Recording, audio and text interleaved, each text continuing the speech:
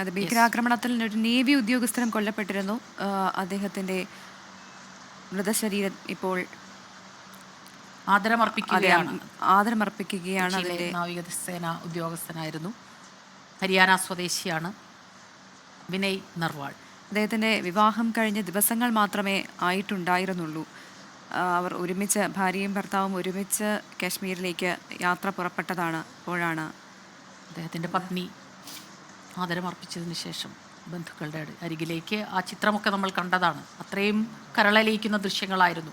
ഭർത്താവിൻ്റെ മൃതദേഹത്തിന് അരികിൽ സർവം തകർന്നിരിക്കുന്ന ആ ചിത്രം, അത് സോഷ്യൽ മീഡിയയിലെല്ലാം, രാജ്യത്ത് മാത്രമല്ല രാജ്യത്തിന് പുറത്തും അതേറെ ചർച്ചയായി. ഹൃദയഭേദകമായ ദൃശ്യമെന്നാണ് പലരും അതിനെക്കുറിച്ച് പറഞ്ഞത്.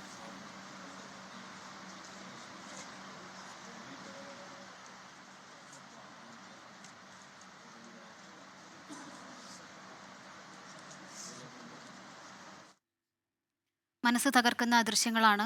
നമുക്ക് കണ്ടു നിൽക്കാനാവില്ല. ഏതായാലും കടുത്ത നടപടികളിലേക്ക് രാജ്യം കടന്നിട്ടുണ്ട്. പാകിസ്ഥാനുമായുള്ള നയതന്ത്ര ബന്ധം വിച്ഛേദിക്കുന്നതിലേക്ക് വരെ കാര്യങ്ങളെത്തി. പക്ഷേ പാകിസ്ഥാനും ഇന്ത്യയും തമ്മിലുള്ള ബന്ധത്തിൽ പ്രതിരോധം തീർക്കുക എന്നതിനപ്പുറത്തേക്ക് ആഗോളതലത്തിൽ തന്നെ പാകിസ്ഥാനെ ഒറ്റപ്പെടുത്തുക എന്നുള്ള രീതിയിലേക്കായിരിക്കും രാജ്യം മുന്നോട്ട് പോവുക.